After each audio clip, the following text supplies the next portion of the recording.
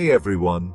From today, I'm going to share my ethical hacking learning journey on this channel. I'm inviting you to join me every step of the way.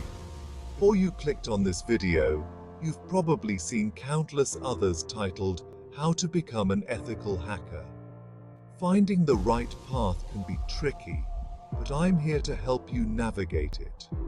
Learning new skills takes time, dedication, and a lot of patience. It's a journey, one that can feel overwhelming at times, but I'm here to make it easier for you.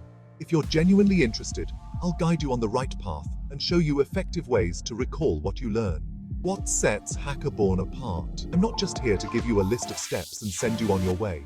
Instead, I'll share my personal journey with you. From the basics to more advanced techniques, we'll learn together, starting from scratch. I'll cover essential topics for beginners, like networking, cybersecurity basics, and of course, ethical hacking tech. I'm not claiming this is the only way to learn ethical hacking, or even the best way, but it's my way, and I hope it helps you find your path too. If you're a beginner and want to start learning the right way, this is the perfect series to follow.